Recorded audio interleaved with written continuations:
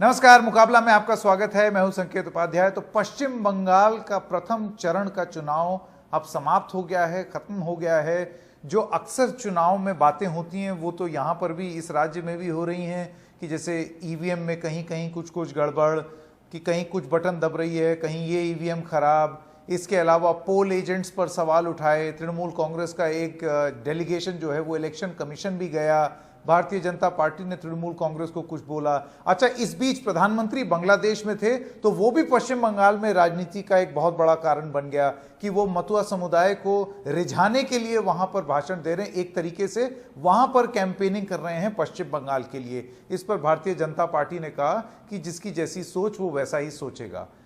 इस सब के बीच अब सारी जंग अपने द्वितीय चरण के लिए पश्चिम बंगाल में नंदीग्राम पर स्थित है। आप जानते हैं नंदीग्राम को लेकर के कैसी स्थिति हुई, वहां पर कौन लड़ेगा कौन नहीं लड़ेगा, कितना संग्राम हुआ है नंदीग्राम में हमेशा से ही, ममता बनर्जी के संघर्ष से लेकर के और अभी भी इस चुनाव में। तो आज मुकाबला में हमारा सीधा सवाल है ये, प्रथम चरण पर पूर्ण विराम, अब संग्राम, नंदीग्राम। मैं स्वागत करना चाहता हूं हमारे मेहमानों का जो हमारे साथ जुड़ गए हैं। अतुल कुमार सिंह अंजान हमारे साथ जुड़ गए हैं, सीपीआई के। चंद्र बोस नेता हैं, वरिष्ठ नेता हैं भारतीय जनता पार्टी के, आपका बहुत बहुत स्वागत। शुभजीत बागची वरिष्ठ पत्रकार हमारे साथ जुड़ गए हैं। मनोजीत मंडल नेता हैं तृणमूल कांग्रेस के, आप जुड़ गए हैं। मैं सबसे पहले अतुल कुमार अंजान जी आपसे शुरू करता हूं। शो का फॉर्मेट है, सबको एक एक मिनट का अपना शुरुआती वक्तव्य रखने का समय मिलता है। नंदीग्राम के संग्राम पर जो मुकाबला हम शुरू कर रहे हैं उस पर आपका 1 मिनट शुरू होता है अब।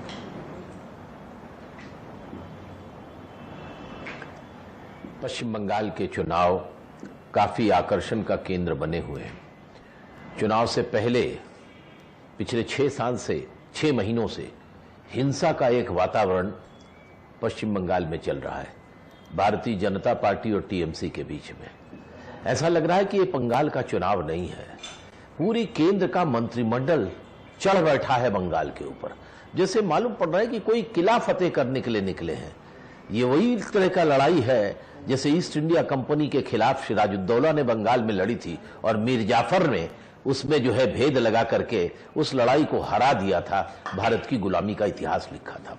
आज फिर से एक इसी तरह का कार्यक्रम बनाया जा रहा है। मैं पूछना चाहता हूं, देश के घर मंत्री, गृह मंत्री सारे देश की हिफाजत के लिए जिम्मेदार है और वो गृह मंत्री की हैसियत से और देश के गृह मंत्री की हैसियत से और भाजपा के नेता की हैसियत से बंगाल में जाकर के भाषण कर रहे हैं कई जगह पर कि इस सरकार को उखाड़ फेंको। इस पश्चिम बंगाल की ये क्या नैतिक है? ये लोकतांत्रिक है? लोकतांत्रिक समाज में इसकी जिम्मेदारी है क्या? आपको याद दिलाना चाहता हूं। जी अतुल कुमार अंजान जी, 1 मिनट का आपका शुरुआती वक्तव्य का समय खत्म हो गया। मैं वापस आऊंगा आपके पास। चंद्र बोस, अब मैं आपके पास आना चाहता हूं। वामपंथी सरकार को बंगाल की खाड़ी में फेंक दिया जाए, कितना बड़ा विवाद हुआ था, आज फिर वही सवाल आ गया। भारतीय जनता पार्टी जी 1 मिनट का समय। हाँ, चंद्र बोस जी। भारतीय जनता पार्टी एक राष्ट्रीय दल है। केंद्रीय नेतृत्व आ सकता है पश्चिम बंगाल की चुनाव के लिए, और हम लोग का जो लड़ाई है ये भ्रष्टाचार के खिलाफ लड़ाई है, ये विकास के लिए लड़ाई है। ये लड़ाई हम लोग को जारी है और आज पश्चिम बंगाल की जनता वो मन तय कर लिया है। वो एकदम स्पष्ट जो वार्ता इस चुनाव में देने वाला है, ये भारतीय जनता पार्टी के सरकार वो चाहते हैं बंगाल में विकास के लिए, भ्रष्टाचार के खिलाफ लड़ाई के लिए, और एक चीज जो है, एक सच्चा सरकार बने, एक सच्चा ट्रांसपेरेंट सरकार बने बंगाल में। एक काफी सालों से हम लोग नहीं देख रहे बंगाल में। तो बंगाल के लोग अभी चाहते हैं बीजेपी को चांस देने के लिए। सबको चांस दे चुका है बंगाल की जनता, कांग्रेस, लेफ्ट फ्रंट, तृणमूल कांग्रेस। अब बारी है भाजपा का, और भाजपा का ये अभी स्पष्ट होने वाला है। ये भाजपा ही सरकार गठन करने जा रहे हैं। शुभजीत बागची, अब मैं आपके पास आना चाहता हूं बहुत जल्दी। शुभजीत बागची, आपका 1 मिनट। नंदीग्राम के संग्राम किस तरीके से देखते हैं आप इसे? देखिए नंदीग्राम का जो संग्राम है, जो हम वहां गए भी थे, और वहां पे 2 ब्लॉक है ये कॉन्स्टिट्यूएंसी में, ब्लॉक 1, ब्लॉक 2। ब्लॉक 1 में 35% मुस्लिम है, ब्लॉक 2 में 12 से 14% मुस्लिम है। और वहां पे जो मुझे लगा कि ये इलेक्शन जो हो रहा है वहां पे वो पूरा कम्युनल लाइन पे हो रहा है, और सभी लोग जो तृणमूल के हैं, दूसरे पार्टी के हैं, सभी ने बताया यही हो रहा है। और जितना जितना इलेक्शन आगे बढ़ रहा है, पहले और भी कुछ मुद्दा था, विकास था, ये था, बहुत कुछ था, लेकिन अब ये इलेक्शन बंगाल में पूरे हिंदू मुस्लिम लाइन पे हो रहा है। और ये आपको नंदीग्राम में पूरे साफ तौर पे पता चल जाएगा। दोनों ही पार्टी और सभी पार्टी, थोड़ा बहुत सीपीएम को छोड़ के बाकी सारे पार्टी कम्युनल लाइन पे ही कैंपेन कर रहा है। और ये पूरे आज बंगाल का स्थिति है। और जितना जितना हम आगे बढ़ेंगे, हमको लगता है कि ये कम्युनल लाइन पे इलेक्शन होगा, उसमें कौन जीतेगा कौन हारेगा वो बताना मुश्किल है। जी मनोजीत मंडल जी, ये हमारे लिए एक सिर्फ लड़ाई नहीं है, आप कह सकते हो एक तरह का एक धर्म युद्ध है। झूठ के खिलाफ सच की लड़ाई है, अधर्म के खिलाफ धर्म की लड़ाई है, और बंगाल को बचाने के लिए लड़ाई है, बंगाल को गरिमा को बचाने के लिए लड़ाई है। और ये लड़ाई बिल्कुल हम जीतेंगे। हमारे पास बंगाल की बेटी है, उन लोगों के पास देखिए कोई भी नहीं है, एक भी लीडर नहीं है। सब लीडर यहाँ से उन लोगों ने, जिसे हम कहते हैं बोरो करके लिया गया, एकदम पूरा बोरोड सोल्जर से लेके वो फाइट कर रहे हैं। इसीलिए लगातार हमारे खिलाफ, हमारे लीडर के खिलाफ लगातार ये झूठ बयानबाजी कर रहा है, उनको बदनाम करने की कोशिश हो रही है, हर तरह की कोशिश हो रही है। और देखिए किस तरह से ये लड़ाई ये लोग लड़ रहे हैं। मैं सच में कहा कि अधर्म की लड़ाई है, अधर्म की लड़ाई। कहाँ से कहाँ से लोग आते हैं, पूरा बाहर से लोग आते हैं, बाहर के चीफ मिनिस्टर आते हैं, होम मिनिस्टर, प्राइम मिनिस्टर और दूसरे प्रदेश के चीफ मिनिस्टर, सिर्फ एक बंगाल की बेटी जो हर बेटी को रिप्रेजेंट करती है, उनके खिलाफ लड़ाई करने के लिए। इसीलिए हमने कह रहा है कि इस लड़ाई है बिल्कुल झूठ के खिलाफ सच की लड़ाई है। ठीक है। मैं एक वक्त हो चला एक छोटे से ब्रेक का। ब्रेक के बाद हम ये मुकाबला जारी रखेंगे कि आगे के चरण के मतदान किस तरीके से होंगे। और ये तो लगभग शांतिपूर्ण ही रहा पहला चरण, लेकिन आगे के चरणों का क्या, और खास तौर से नंदीग्राम का संग्राम क्या रूप लेगा आने वाले चुनावी कैंपेनिंग में। मुकाबला जारी रहेगा ब्रेक के बाद।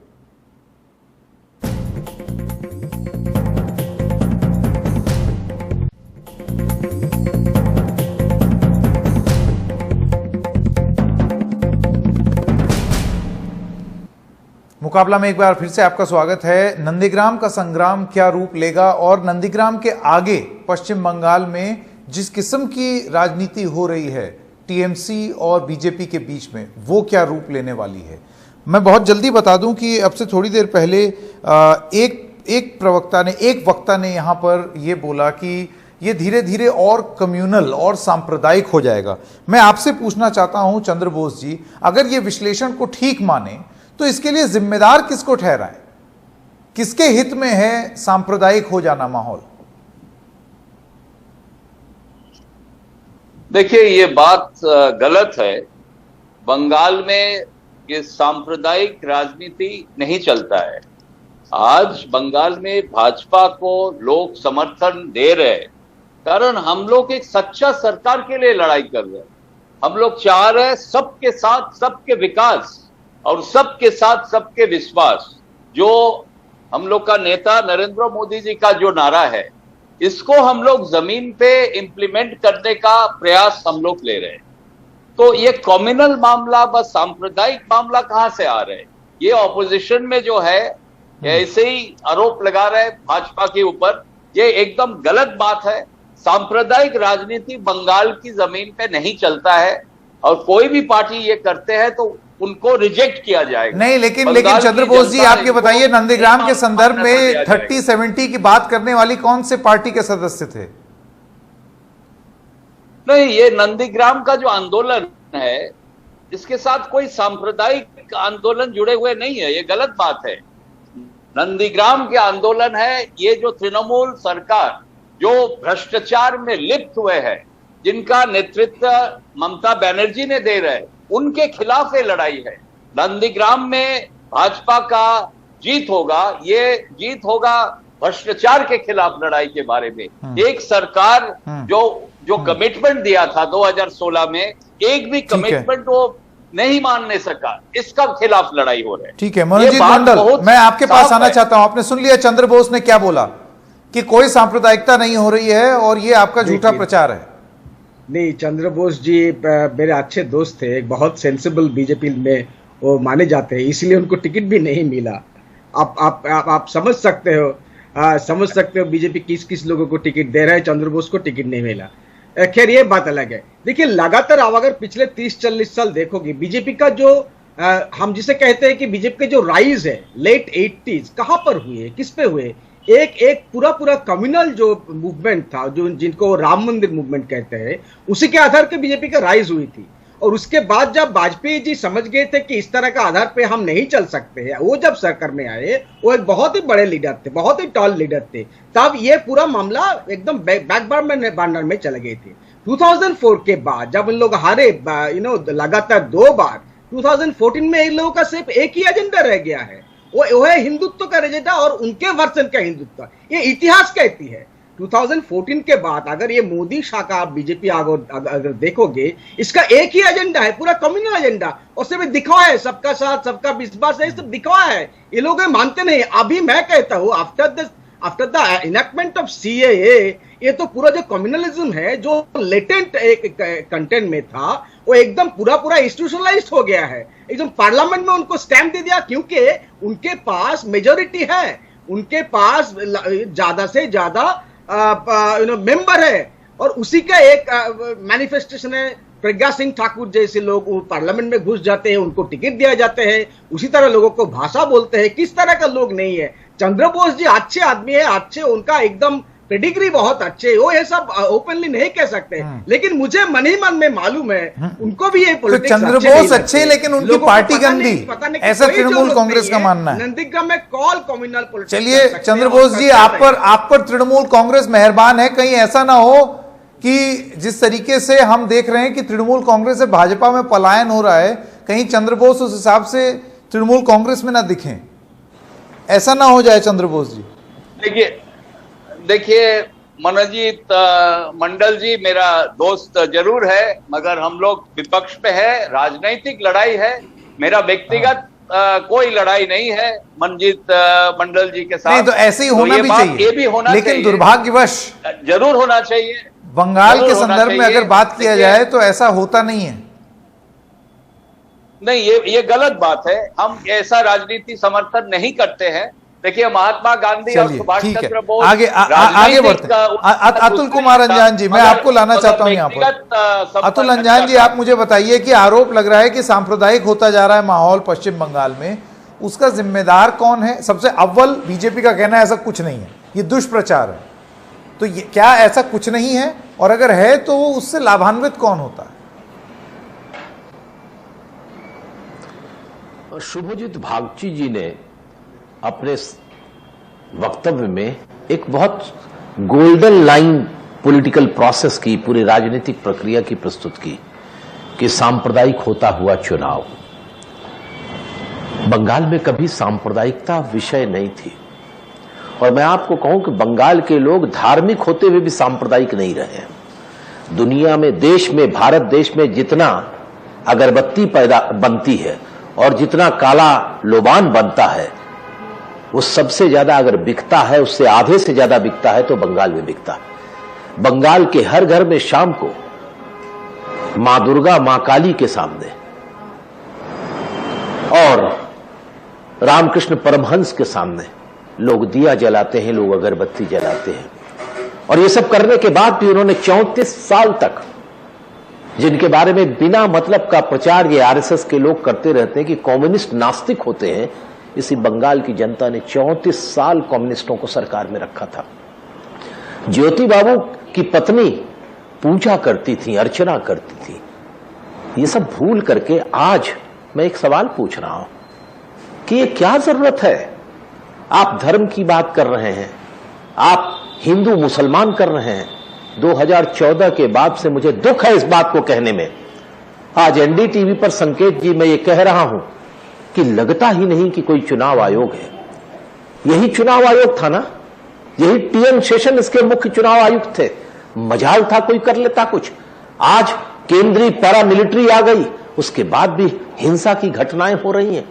ये मैं पूछ रहा हूं, तब तो शेषन जी के पास डीजी और डीजीपी और डिस्ट्रिक्ट मजिस्ट्रेट को हटाने का अधिकार नहीं था। आज पर अतुल जी देखिए, एक तो हो गया कि व्यवस्था पर आप सवाल उठाएं, और एक होता है कि आपका राजनीतिक वर्चस्व इस तरीके का हो गया, जैसे कि लेफ्ट और कांग्रेस को अगर देखें, आप बताइए कि आपका भी तो राजनीतिक वर्चस्व धीरे धीरे कम हुआ, और इसी पश्चिम बंगाल में हुआ, और अब हालत ये हो गई कि आप मुख्य विपक्ष भी नहीं है। नहीं, देखिए ये संकेत जी, ये इस तरह की बात न करें, राजनीतिक बहस में चला जाए, परिस्थितियां बात की जाए। अगर वर्चस्व की बात करेंगे तो मुझे बहुत सारे शब्दों का प्रयोग करना पड़ेगा जो आपको अच्छा नहीं लगेगा। मैं भी बहुत कुछ जानता हूं, ऐसा मत समझिए कि मैं मीडिया से अनभिज्ञ हूं, इसलिए उस बात को छोड़ दीजिए, हम लोग राजनीतिक बात करें। इसलिए आज देश के अंदर, ये पंजाब बंगाल के अंदर जो बात हो रही है, इस बात में सांप्रदायिक बात क्या है? हर बात में हिंदू मुसलमान, हर बात में, ये पूरा का प्रधानमंत्री का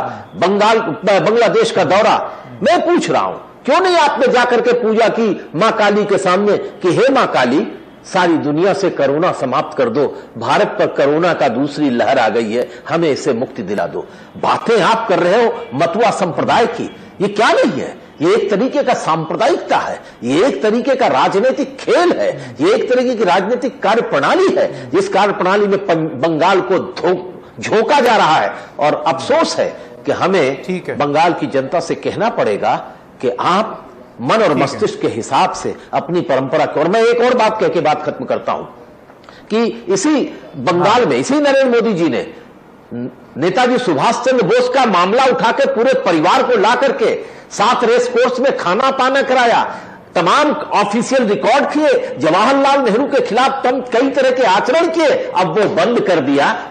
तो ये यूज करने का जो तरीका है, विद्यासागर के संबंध में, रविन्द्रनाथ टैगोर के संबंध में, आप आकर 125वीं वर्षगांठ नेताजी सुभाष चंद्र बोस की बता करके आप जय हिंद का नारा भूल जाते हो। कदम कदम बढ़ाए जा, खुशी के गीत गाए जा, ये जिंदगी है कौम की, तू कौम पर मिटाए जा, ये नेताजी सुभाष चंद्र बोस का नारा आप भूल जाते हैं बंगाल में आके, और कोई दूसरा नारा लगाने लगते हैं। ठीक है।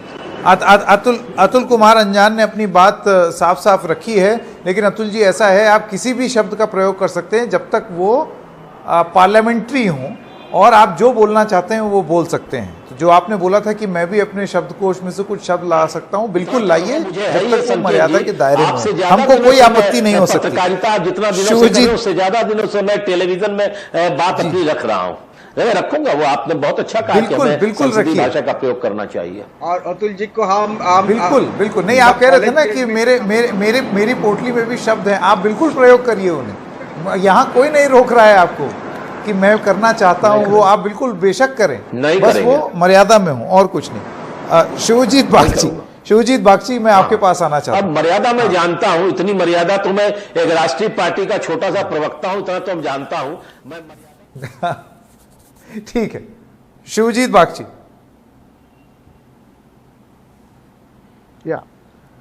हाँ, अब हेलो, हाँ, मेरा आपसे सवाल है शिवजीत बागची, आपने सुन लिया कि तरह तरह की बातें हो रही हैं, नंदीग्राम तो में संग्राम होने ही वाला है, लेकिन आगे क्या? बहुत ध्यान से अभी विश्लेषण हुआ है इस बात पर कि किस तरीके से सांप्रदायिक होता जा रहा है ये चुनाव, और ये लगभग बीजेपी के संदर्भ में ये एक आरोप लगातार लगता है कि आप हर जगह जहां पर ऐसा माहौल नहीं होता वहां जाके ऐसा माहौल पार्टी बना देती है। मैं आपका विश्लेषण जानना चाहता हूं जाते जाते, आपको लगता है कि और जैसे जैसे चरण के मतदान होंगे, ये जो लोग डर उठा रहे हैं वो और ज्यादा बढ़ेगा? देखिए, ये तो बात बहुत साफ है, ये डॉक्यूमेंटेड है कि वहां पे शुभेंदु अधिकारी जो बीजेपी के मतलब कैंडिडेट है, वो रोज पाकिस्तान का नाम नंदीग्राम में ले रहे हैं, आज भी शायद लिया है, और बोल रहा है वो जगह पाकिस्तान हो जाएगा। वो वैष्णव लोगों का जगह है, वो कंठी पहनते हैं गले में, तो कंठी पहनना मुश्किल हो जाएगा, जो औरत लोग है वो साड़ी नहीं पहन सकता क्योंकि वहां पर पाकिस्तान हो जाएगा।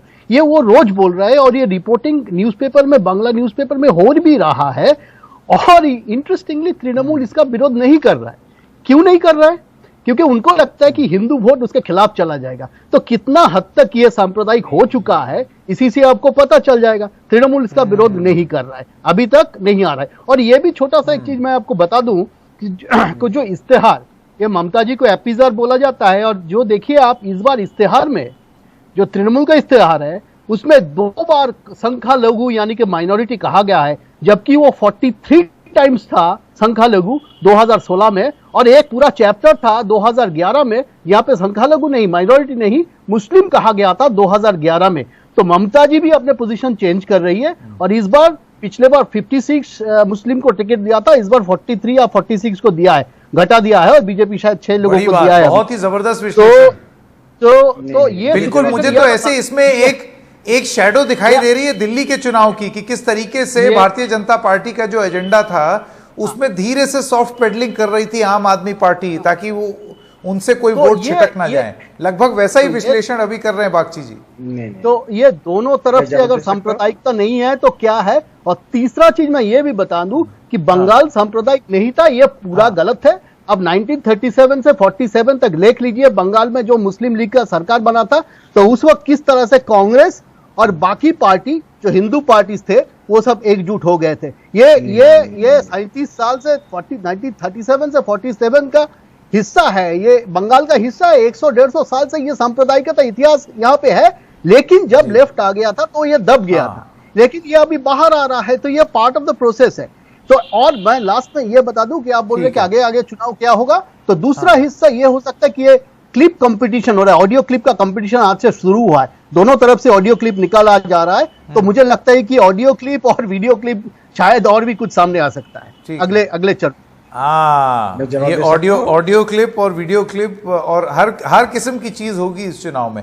आप चारों लोगों का बहुत बहुत धन्यवाद। मैं एक छोटे से ब्रेक के लिए रुक रहा हूं, मुकाबला जारी रहेगा ब्रेक के बाद, देखते रहिए।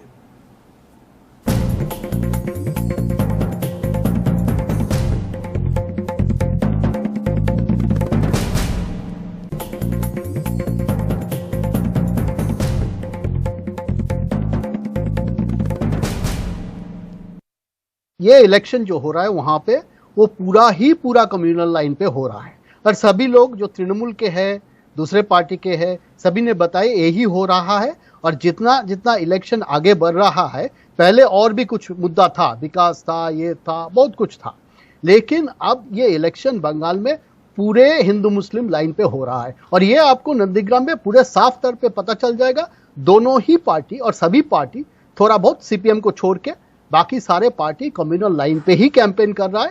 और ये पूरे आज बंगाल का स्थिति है। और जितना जितना हम आगे बढ़ेंगे, हमको लगता है कि ये कम्युनल लाइन पे इलेक्शन होगा, उसमें कौन जीतेगा कौन हारेगा वो बताना मुश्किल है।